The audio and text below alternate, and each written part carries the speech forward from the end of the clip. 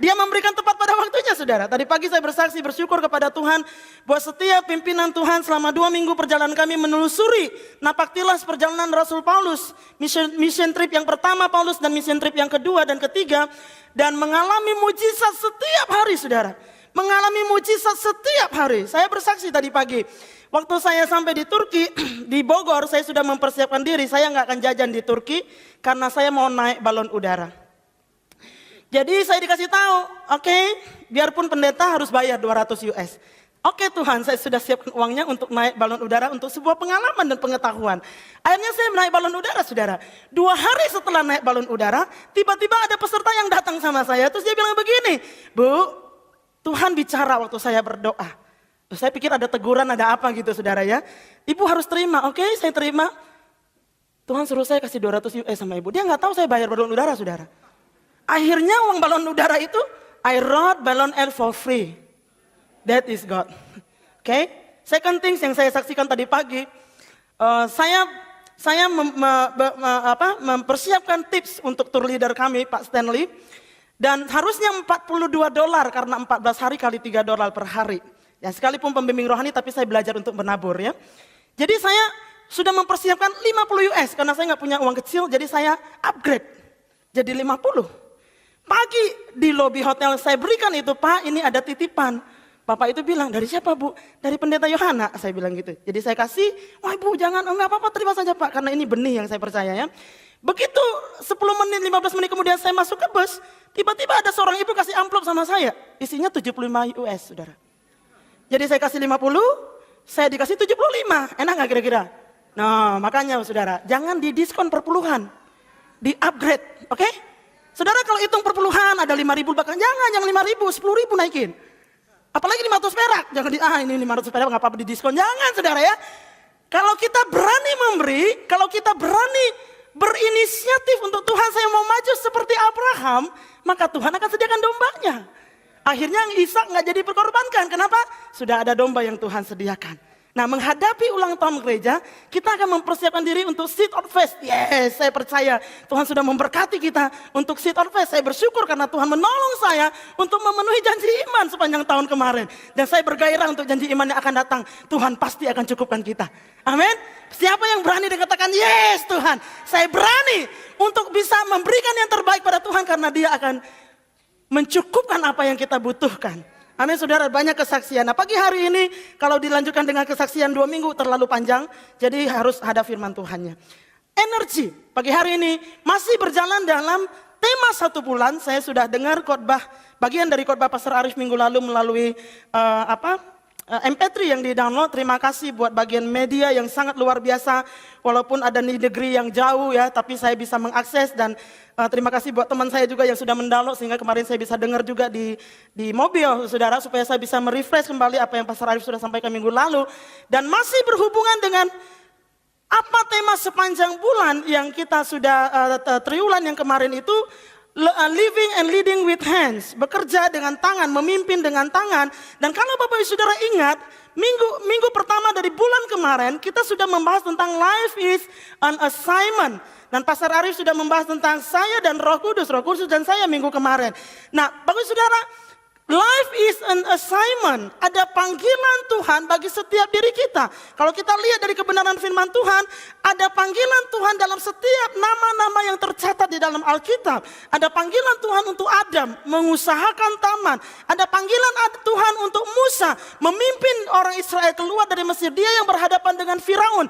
Bukan Yosua tapi Musa. Kenapa? Karena Tuhan begitu spesifik. Ini loh yang kamu harus sampai di dalam kehidupanmu. Ini loh yang kamu harus capai di dalam kehidupanmu. Nah, Tuhan memanggil nabi-nabi, Tuhan memanggil Yeremia untuk berfirman kepada orang Israel. Dan Tuhan katakan, aku membentuk engkau sebelum engkau ada di dalam kandungan ibumu. Aku sudah mengenal engkau dan aku telah menetapkan. Saudara kalau baca dalam Yeremia pasal 1 ayat yang kelima, jelas Tuhan bilang gila, aku telah menetapkan. Jadi dia sudah punya ketetapan sebelum kita lahir dalam dunia ini. That's why life is an assignment, okay? Life is an assignment, ada sebuah penugasan. Nah karena life ini is an assignment, we need energy to achieve the assignment. To complete the assignment. Kita perlu kekuatan. Maka pada pagi hari ini kita akan membahas tentang energi. Kekuatan bagaimana kita bisa menyelesaikan apa penugasan dari Tuhan di dalam kehidupan kita. Nah, semakin besar assignment-nya, semakin besar tugasnya, semakin besar energi yang dibutuhkan untuk menyelesaikannya. Amin. Semakin besar tugas saya, oh Tuhan, semakin banyak jadwal-jadwal khotbah saya, semakin banyak energi yang saya butuhkan untuk bisa menyelesaikan jadwal-jadwal tersebut dengan baik. Nah, saudaraku yang dikasihi dalam Tuhan, ada 3 kekuatan di alam semesta ini. Yang pertama ada kekuatan Tuhan.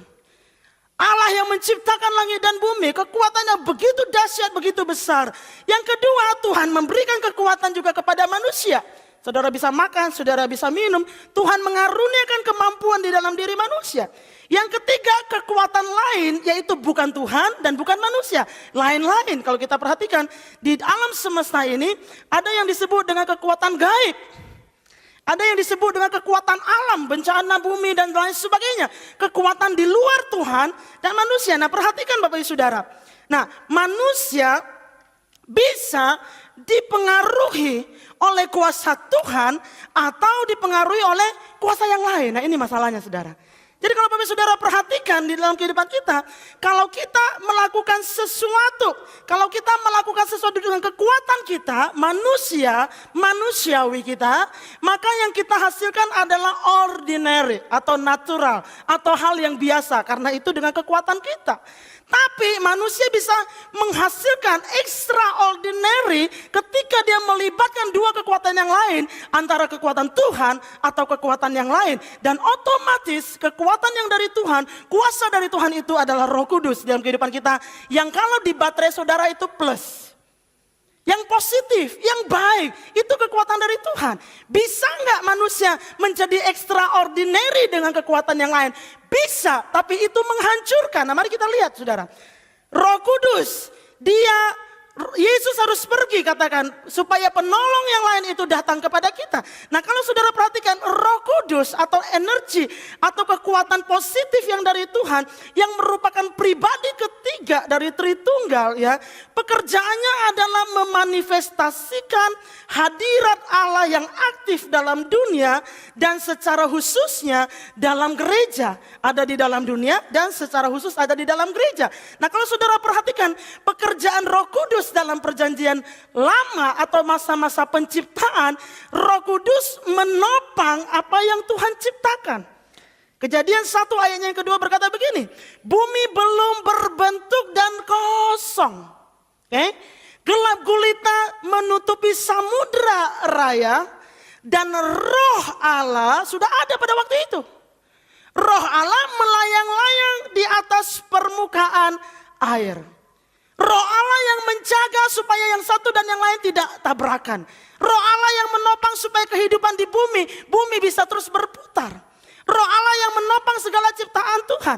Oleh sebab itu saudara, kalau kita melakukan kebenaran karena dipimpin oleh Roh Kudus, minggu lalu Pastor Arif sudah bahas ini, karena Roh Kudus salah satu pekerjaannya purify, menyucikan, memampukan kita untuk hidup di dalam kebenaran.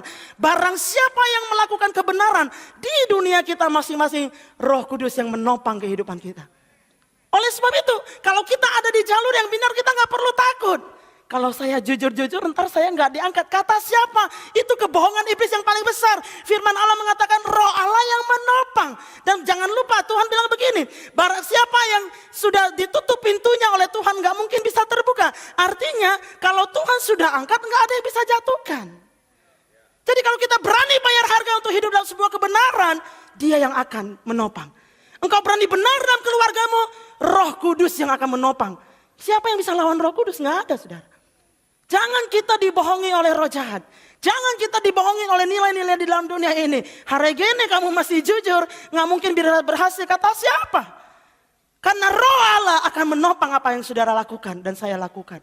Roh Allah yang akan mengangkat kehidupan kita. Roh Tuhan yang akan memberikan dari satu kemuliaan kepada kemuliaan lain. Karena Dia menopang apa yang benar. Dan Tuhan tidak mungkin berbohong. Roh kebenaran. Dan berikutnya saudara, Roh Allah memberdayakan manusia untuk mencapai tujuan Tuhan. Berapa banyak di antara kita bisa rindu dan berkata, Tuhan, pakai saya oleh Roh-Mu yang kudus. Nah, dalam perjanjian lama, ada banyak kehidupan yang diberdayakan oleh Roh Kudus untuk suatu pelayanan yang khusus, saudara. Secara manusia itu tidak mungkin terjadi. Contohnya Yosua. Yosua dicatat dalam firman Allah, dia orang muda. Tapi dia bisa memimpin orang-orang Israel yang jumlahnya 2 juta sekian orang. Masuk di dalam tanah Kanaan itu gak mudah. Bukan pekerjaan yang gampang. Tapi berulang-ulang firman Allah mencatat, Yosua bin Nun penuh dengan roh. Dipenuhi dengan roh Allah. Dihinggapi oleh roh Allah. Gideon dalam kitab Hakim-Hakim pasal 6 dicatat berasal dari kaum yang paling kecil. Dari sekian banyak kaum, dia kaum yang paling kecil. Tapi Tuhan datang kepada Gideon melalui malaikatnya dan berkata, hai engkau Gideon, pahlawan yang gagah berani. Itu kata malaikat, itu kata Tuhan kepada Gideon. Terus Gideon bilang apa? Saya pahlawan yang gagah berani? Kayaknya enggak deh. Karena saya lahir dari kaum yang kecil. Saya tidak terlihat megah. Saya enggak terlihat perkasa. Bagaimana saya bisa memimpin? Tapi karena roh Allah mengurapi Gideon, sampai hari ini orang Israel memakai taktik perangnya Gideon. Sampai hari ini setelah sekian ribu tahun, saudara tahu. Mereka masih menggunakan taktik perang Gideon yang dicatat di dalam firman Tuhan. Otniel mengalahkan tentara Aram yang sangat hebat dan sangat dahsyat. Simpson, walaupun dia sempat kalah, tapi ketika dia kembali kepada pengurapan Allah, mengandalkan Tuhannya yang hebat, akhirnya dia mengalahkan musuh yang terbesar di dalam kehidupannya. Lebih banyak pada saat itu dibandingkan musuh-musuh yang dikalahkan sebelumnya, firman Allah catat itu. Dan Yefta, ini yang hebat, saya suka ini. Yefta, seorang pahlawan, seorang hakim yang diangkat oleh Tuhan untuk memimpin umat Israel pada masa itu, kitab Hakim-Hakim mencatat, lahir dari seorang wanita sundal, saudara perhatikan. Kalau melihat latar belakang keluarga, kalau melihat silsilah, enggak mungkin dia bisa menjadi pahlawan. Enggak mungkin dia bisa menjadi seseorang yang hebat. Enggak mungkin dia bisa dipandang oleh orang. Tapi karena roh Allah mengurapi dia. Roh Allah memampukan dia untuk melupakan silsilah dan lihat panggilan Tuhan yang ada di hadapannya. Lihat masa depan yang ada di hadapannya. Oleh sebab itu saudara-saudara, kalau kita punya background gak baik, kalau kita punya masa lalu yang tidak baik, Anda penuh dengan Roh Kudus, maka Roh Kudus akan menolong kita untuk melihat ke depan, bukan melihat ke belakang. Sehingga kita bisa mencapai kehidupan kita yang sangat luar biasa, great life yang Tuhan sudah sediakan bagi setiap kita. Ada banyak orang-orang di dalam Alkitab dicatat. Nah, perjanjian baru mencatat kejadian bagaimana pencurahan Roh Kudus itu pertama kali terjadi di peristiwa Pentakosta secara dahsyat melingkupi wanita pria pada masa itu untuk misi dan pelayanan plus pekerjaan, saudara. Nah, pada peristiwa Pentakosta lah itu terjadi. Kita melihat bagaimana Yesus dipenuhi dengan Roh Kudus dalam kehidupannya dan dia menjalankan satu kehidupan yang luar biasa. Dan murid-murid pada Kisah Rasul 1 ayat 8 dicatat begini Bapak Ibu Saudara.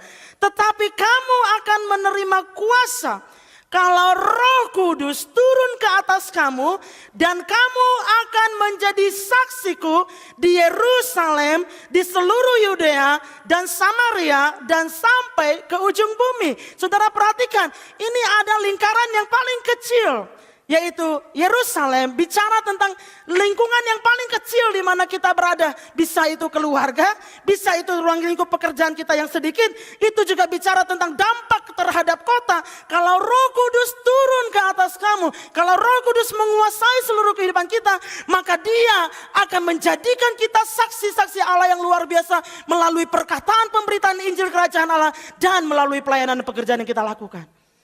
Saudara bayangkan kalau pekerjaan saya diurapi oleh Tuhan. Saudara bayangkan kalau laporan yang saya buat diurapi oleh Tuhan. Ini bukan laporan yang biasa, saudara. Ini laporan yang akan mencelikan mata orang yang buta yang selama ini mencuri dan merampok. Ini laporan yang akan membuat orang terpesona dengan apa yang saya kerjakan. Itu bicara sampai ke dalam roh, saudara. Kenapa? Karena ada urapan Allah di dalam kehidupan kita. Nah, Roh Kudus dikatakan memberikan kemampuan yang sangat luar biasa. Petrus, seorang pengecut, firman Tuhan katakan. Karena dia sangkal Yesus, dia gak berani ngaku bahwa dia murid Yesus. Tapi setelah baptisan Roh Kudus di dalam kehidupannya, dikuasai oleh firman Allah, sekali berkhotbah 3.000 orang bertobat. Dapat keberanian dari mana? Dapat courage dari mana? Kalau kita orang-orang yang takut untuk menyatakan kebenaran. Kalau kita orang-orang yang sudah Kristen. Tapi saya nggak pernah mau menunjukkan diri saya bahwa saya Kristen. Maka nggak usah berdoa. Kenapa? Karena mayoritas tidak berdoa. Kalau saya nggak perlu, kalau mau ke gereja juga mungkin takut dan lain sebagainya. Kalau kita tipe orang-orang seperti itu, kita perlu kepenuhan Roh Kudus. Roh Kudus akan memberikan kita kemampuan untuk menyatakan kebenaran Allah di dalam kehidupan kita dan terhadap lingkungan yang ada di sekeliling kita. Powerful, saudara. Paulus, seorang pembunuh orang Kristen yang sangat dahsyat, terkenal dan sangat kejam dan sangat bejat. Tapi ketika dia dipenuhi dengan Roh Kudus setelah perjumpaannya dengan Kristus, dia menjadi pemberita Injil yang sangat luar biasa. Kemarin dalam kesempatan kami ziarah, saya bisa melihat bagaimana itu bukan pekerjaan yang mudah, Bapak Ibu Saudara.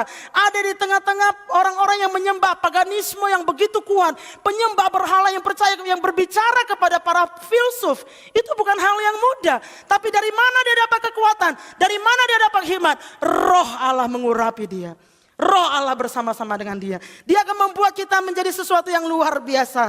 Kehidupan gereja mula-mula sangat bergantung kepada kekuatan Roh Kudus. Saudara perhatikan ini.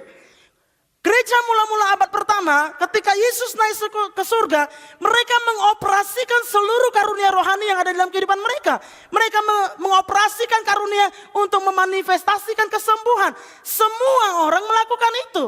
Bukan cuma hamba Tuhan, semua melakukan itu. Dan pada akhirnya kehidupan mereka disukai oleh banyak orang. Orang berdatangan untuk percaya kepada Yesus. Akibat dari kehidupan mereka. Kenapa begitu? Karena mereka dipenuhi oleh kuasa Roh Kudus. Sederhana. Karena mereka dipenuhi oleh kuasa Roh Kudus. Karena kehidupan mereka dikerjakan oleh Kudus, dikuasai oleh Roh Kudus. Tadi pagi saya pakai kata yang mungkin kurang enak. Ditunggangi oleh kuasa Roh Kudus. Kehidupan itu menjadi disukai orang. Kenapa? Karena ada power. Ada kuasa surga turun atas kehidupan mereka. Kekuatan para murid Yesus bertambah berlipat kali ganda. Saudara, mengerikan. Ada di tengah-tengah masyarakat penuh dengan aniaya. Stefanus kalau saudara baca di dalam Kisah Para Rasul pasal 7. Ketika dia dirajam dengan batu, wah zaman dulu saudara, kalau nggak senang sama saudara orang percaya, hukumannya rajam batu, tarik, seret dan rajam batu.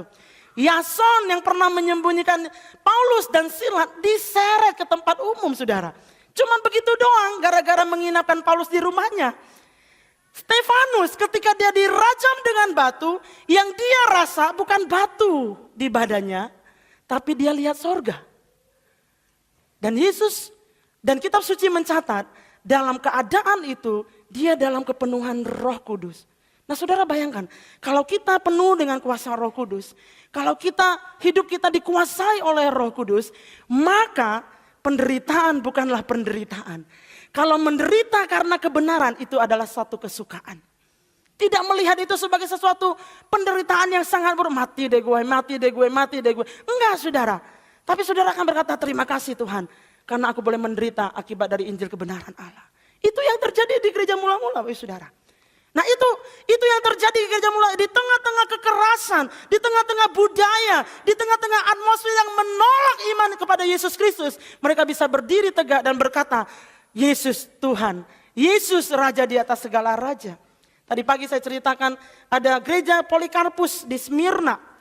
Ya, Polikarpus adalah salah satu dari murid Rasul Paulus. Dia dibawa ke pembantaian, dibakar hidup-hidup ya. Dan akhirnya dibikin satu gereja untuk memperingati pengorbanan Polikarpus. Sepanjang jalan ketika dia dibawa untuk dibakar hidup-hidup. Dia dikasih kesempatan, ayo kamu cuma mengakui bahwa Kaisar Romawi itu Kurios, udah selesai semua.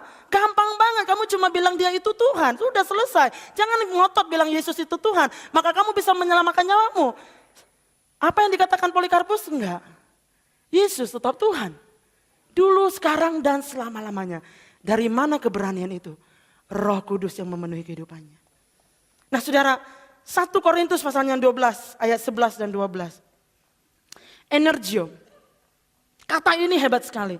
Nah, 1 Korintus pasalnya yang ke-12, ayatnya yang ke-11 berkata, Tetapi semuanya ini, Paulus menuliskan dalam ayat-ayat sebelumnya tentang karunia-karunia rohani. Ingat tadi saya katakan bahwa dalam diri kita punya karunia-karunia yang berbeda. Kita punya banyak hal yang berbeda satu dengan yang lain.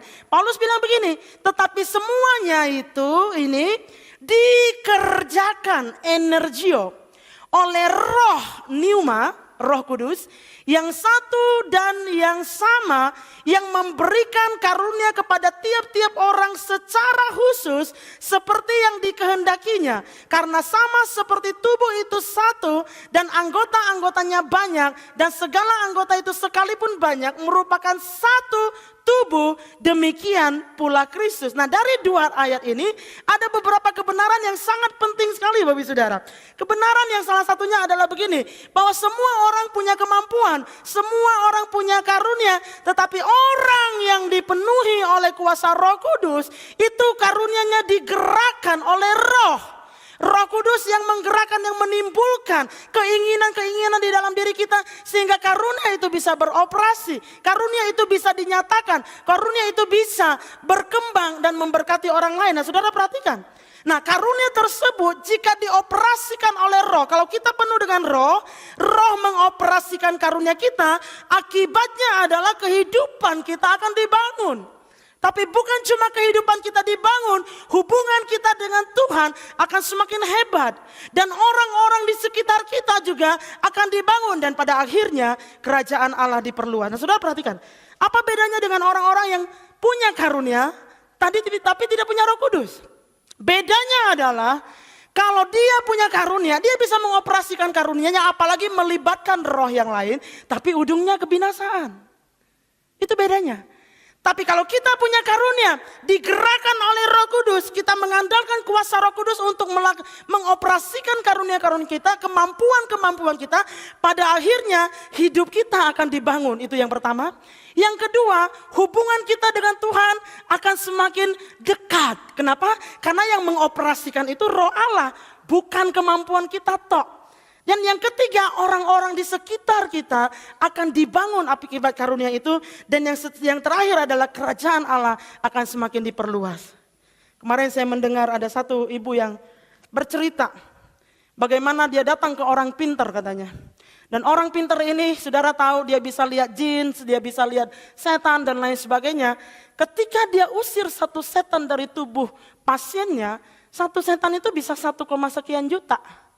Ada orang diusir 3 jin, kali aja 3, 5 sekian juta. Nah saudara, kalau Roh Kudus yang mengoperasikan enggak seperti itu. Roh Kudus mengoperasikan segala sesuatu bukan untuk kepentingan kita. Jadi kalau kita membangun karunia kita untuk kepentingan diri kita, hati-hati. Jangan-jangan kita enggak dikuasai oleh Roh Kudus. Kenapa? Karena ayat-ayat ini bilang itu ujungnya membawa persatuan, membawa kesatuan. Kalau saya melayani tapi saya tidak bersatu dengan yang lain, hati-hati. Dengan kekuatan siapa saya melayani? Wah, ini penting Bapak Saudara. Saya bisa menyanyi dengan hebat, tapi saya berantem sama yang selalu ada yang salah. Selalu ada yang salah. Selalu cekcok, enggak pernah bisa. Hati-hati, nyanyi bisa hebat, tapi nyanyi dengan kekuatan siapa? Siapa yang menguasai kehidupan kita? Tapi Paulus bilang, semuanya itu digerakkan energio. Itu dari kata energi. Akhirnya energen meniru. Ya kan? Nah jadi energio itu menggerakkan yang pada akhirnya itu mempermuliakan Tuhan. Membangun kerajaan Allah, tubuh Kristus dipersatukan. Biar Roh Kudus yang akan menguasai seluruh karunia kita. Amin Bapak Saudara. Nah, Roh Kudus akan membuat yang natural menjadi supranatural, tapi everlasting, kekekalan, hidup kekal. Roh yang lain dia bisa membuat natural menjadi supranatural, tapi akhirnya kebinasaan, enggak kekekalan. Mana yang kita pilih Saudara? Hati-hati. Yesus bilang percuma kamu punya segala yang ada di dalam dunia ini, akhirnya kamu binasa jiwanya. Artinya apa? Wah, dunia boleh tawarkan macam-macam. Ya, kemarin saya dengar khotbah Pastor Arif, udah banyak sekali yang beredar sekarang di masyarakat kita pakai satu kekuatan yang gak jelas dari mana. Yang bisa menambahkan kekayaan, ingat firman Tuhan bilang, percuma kita punya segala sesuatu, akhirnya kebinasaan. Satu.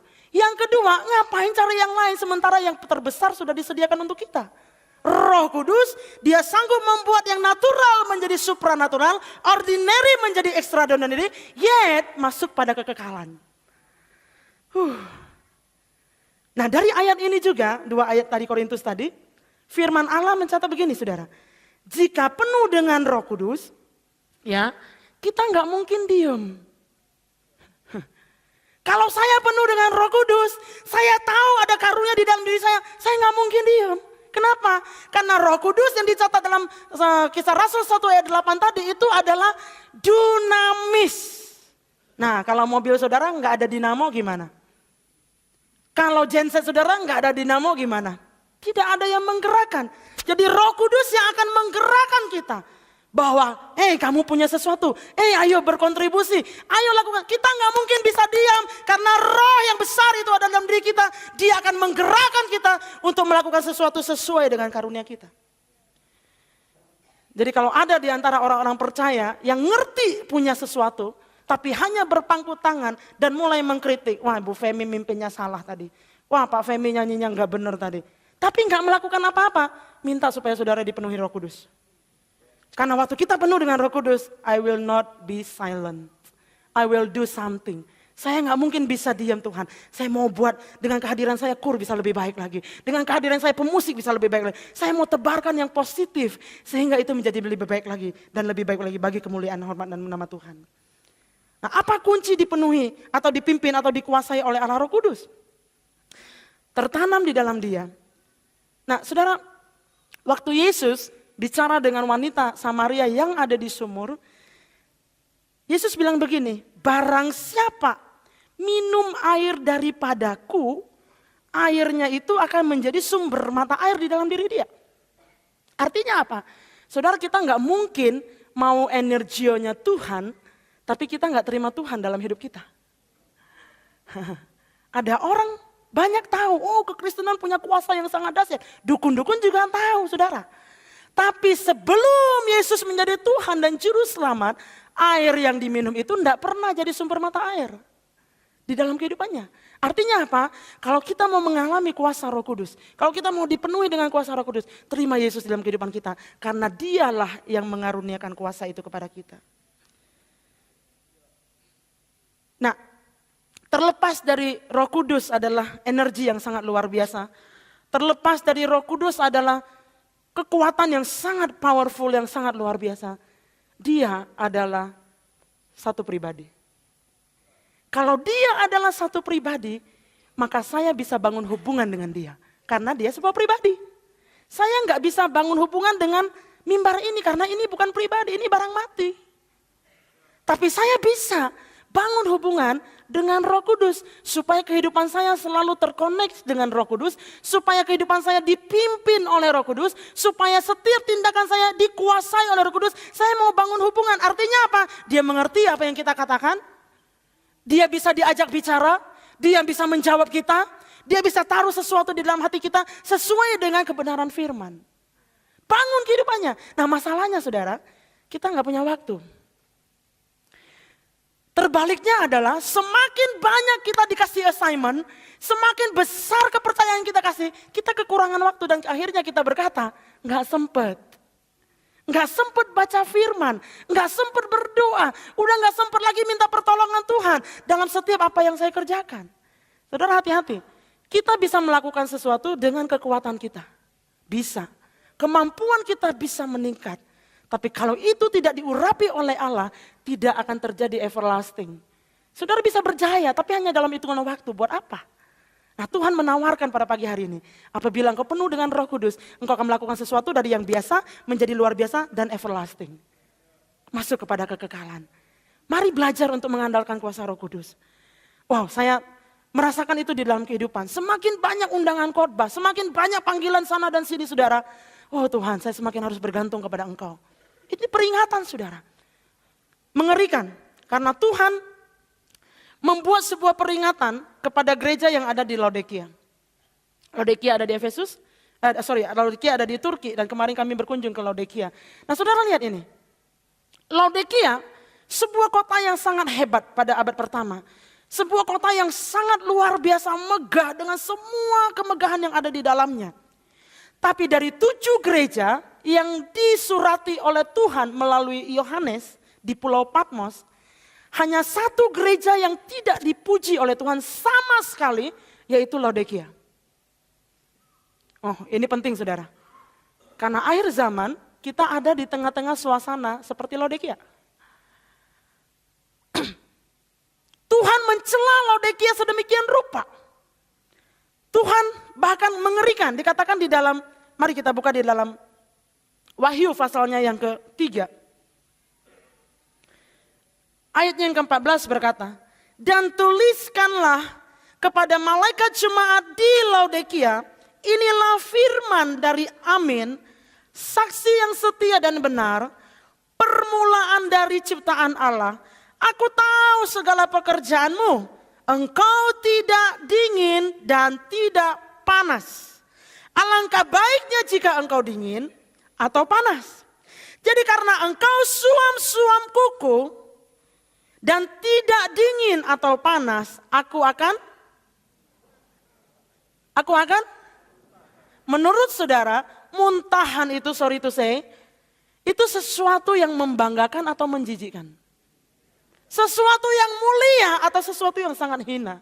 Sesuatu yang kira-kira orang akan ambil atau orang akan lupakan. Nah Tuhan berfirman kepada jemaat di Laodikia, karena engkau tidak dingin dan tidak panas, tapi engkau average. Sini boleh, sana boleh. Ya kan? Dosa boleh, enggak dosa juga boleh. Seperti orang Yunani sekarang, kumpul kebo enggak apa-apa. Average. Karena engkau average, aku akan muntahkan engkau. Nah saudara perhatikan, ini penting. Laodikia, kenapa Tuhan celah sedemikian rupa? Karena orang percaya yang ada di Laodikia sangat rentan dengan mentalitas orang Laodikia. Apa mentalitas orang Laodikia? Ada 3 saudara. Yang pertama, Laodikia merupakan satu kota pusat perbankan yang sangat terbesar pada zaman itu. Mereka sangat kaya raya, makanya Tuhan tulis di ayat berikutnya. Mereka punya sistem keuangan yang dahsyat, perbankan yang sangat hebat. Dan itu membuat mereka sangat bergantung kepada kekayaan itu. Tahun 61 Masehi terjadi gempa bumi yang sangat dahsyat. Mereka gak mau dibantu. Kenapa? Kami bisa dengan keuangan kami yang hebat. Jangan sampai harta yang Tuhan percayakan menjadi pusat kita bersandar. Nggak apa-apa, makan apa aja boleh, ada asuransi kok. Masuk rumah sakit kan ada asuransi. Ya kan? Oh kalau terjadi apa-apa tenang, harta saya banyak. 7 keturunan, 8 turunan, 7 tikungan, nggak habis-habis. Ya kan? Nggak apa-apa, mengandalkan kekayaan. Ini yang membuat Tuhan mencela orang percaya yang ada di Laodikia. Aku muntahkan kata kamu. Aku muntahkan kamu kata Tuhan. Dan yang kedua saudara, mentalitas Laodikia, mereka merupakan penghasil kain wol yang terbaik pada zaman itu. Dengan pakaian-pakaian yang sangat indah, dengan pakaian-pakaian yang sangat megah. Mereka sangat bangga dengan kecantikan yang mereka punya. Mereka sangat merasa wow luar biasa apa yang mereka punya. Dengan kemampuan mereka, dengan kecantikan mereka, mereka lupa bergantung kepada Allah. Yang ketiga saudara, Laodikia adalah pusat kedokteran yang sangat hebat, terutama untuk telinga, kuping, dan gigi. Dan mereka punya salep yang sangat terkenal yang ampuh untuk menyembuhkan banyak penyakit-penyakit yang ada di kuping mereka. Itu terkenal pada zaman itu. Dan untuk ilmu kedokteran, pengetahuan yang sangat hebat itulah mereka berbangga dan mereka lupa bergantung kepada Allah. Dan pada pagi hari ini, biar peringatan kepada jemaat Laodikia datang juga kepada kita. Amin. Semakin banyak kita diberi kepercayaan oleh Tuhan, semakin saya harus WPDA. Semakin saya harus bergantung minta pertolongan Tuhan. Semakin saya harus berkata, Tuhan aku gak mampu kalau bukan karena Engkau. Tuhan saya gak bisa. Saudara, saya udah 4-5 kali memimpin perjalanan ke Israel maupun ke Yunani. Totalnya ada 5 kali saudara. Tapi saya bersyukur karena kejadian kemarin itu setelah doa puasa. Dan saya mengalami seumur-umur saya baru kali ini Mimpin rombongan tanpa tension, tanpa ketegangan, tanpa nervous, tanpa rasa besok gue khotbah apa ya. Enggak ada sama sekali saudara. Karena apa? Dalam doa puasa itu saya berdoa dan Tuhan engkau semuanya. Ini engkau, ini untuk engkau bukan untuk saya. Ini untuk engkau Tuhan. Kalaupun saya kenal sama orang itu untuk pekerjaan Tuhan. Kalaupun saya nanti dapat itu untuk Tuhan bukan untuk saya saudara. Dan saya merasakan bagaimana ketika kita bergantung kepada Tuhan. Semuanya dibuat mudah oleh Tuhan. Semuanya saudara. Yang paling kita khawatir sebagai pemimpin dalam rombongan perjalanan seperti ini kalau terjadi apa-apa sama rombongan. Itu yang paling kita khawatir saudara.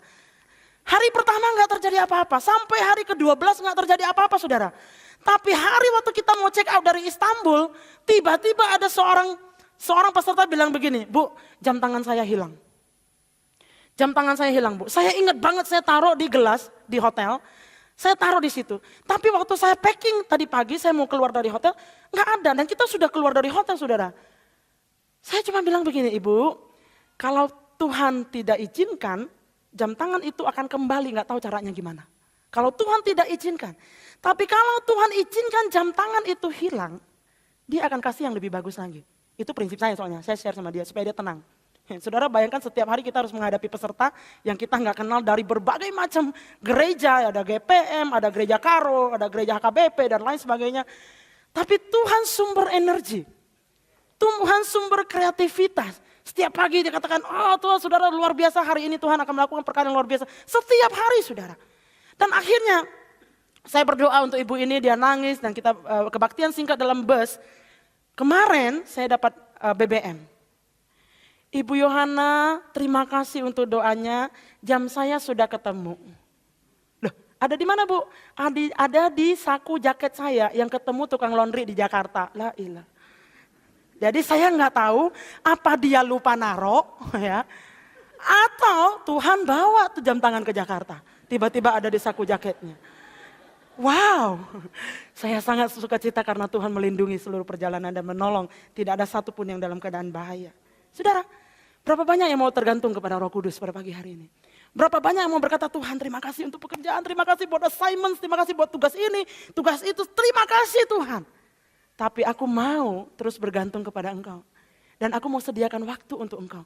Aku mau bangun hubunganku dengan Engkau. Karena Roh Kudus itu bukan cuma kuasa, bukan cuma energi. Tapi dia adalah sebuah pribadi yang bisa dekat dengan kita. Ketika kita dekat dengan dia, dia akan pimpin kita, dia akan empower kita untuk melakukan pekerjaan-pekerjaan yang kita tidak mungkin bisa lakukan. Ada banyak pekerjaan yang saya rasa Tuhan saya nggak bisa lakukan. Tapi dia tolong dalam setiap perjalanan. Dia tolong satu persatu, dia tolong sampai hari ini.